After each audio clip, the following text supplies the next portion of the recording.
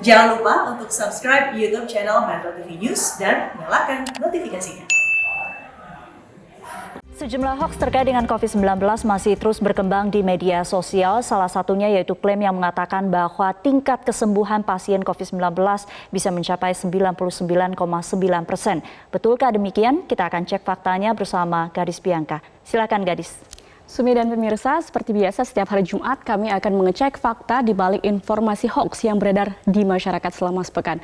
Kami akan sama-sama mengecek faktanya berdasarkan data publikasi dari Kementerian Komunikasi dan Informatika atau Kemenkominfo.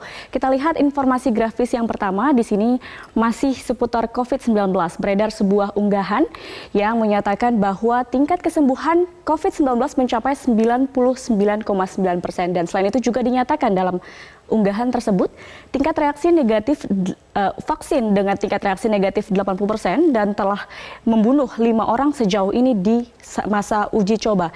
Kita cek faktanya apakah informasi atau klaim yang dinyatakan dalam unggahan tersebut benar. Kita lihat informasi berikutnya, ada konfirmasi atau klarifikasi dari Kementerian Komunikasi dan Informatika bahwa tidak ada data yang mendukung dari klaim-klaim tersebut.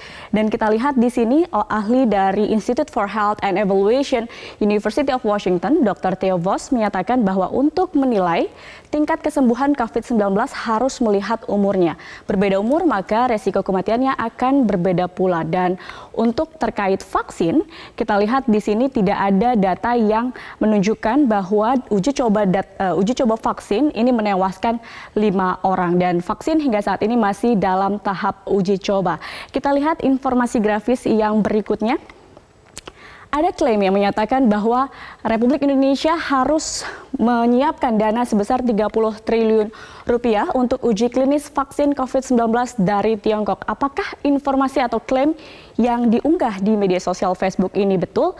Kita lihat faktanya, pemirsa, dari Kementerian Komunikasi dan Informatika atau Kemenkominfo dalam laman publikasi isu hoax disebutkan bahwa ternyata klaim tersebut mengacu pada sebuah artikel yang berjudul Indonesia diperkirakan butuh dana sekitar 25 hingga 30 triliun rupiah untuk vaksin COVID-19.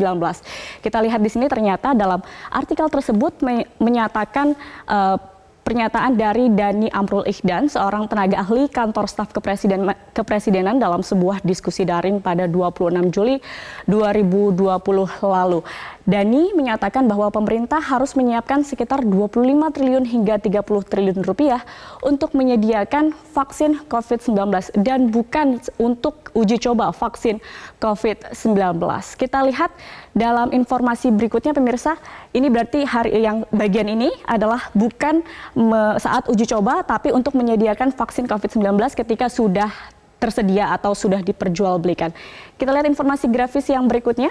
Ini ada sebuah informasi hoax yang beredar di masyarakat terkait dengan ledakan di Lebanon. Sebuah video berdurasi 5 menit 2 detik diunggah dan dalam unggahan tersebut dikatakan bahwa Lebanon diserang oleh serangan bom nuklir. Apakah informasi tersebut betul? Kita lihat informasi berikutnya. Dari laman web laporan isu hoax Kemenkominfo dikatakan bahwa klaim Lebanon diserang bom nuklir tidak benar pemirsa. Faktanya otoritas setempat menyatakan ledakan di Lebanon berasal dari sebuah gudang di kawasan pelabuhan dan di dalam gudang tersebut menyimpan 2.750 ton amonium nitrat. Hingga saat ini penyelidikan terhadap penyebab ledakan masih diselidiki oleh tim investigasi. Kita ke informasi yang terakhir pemirsa.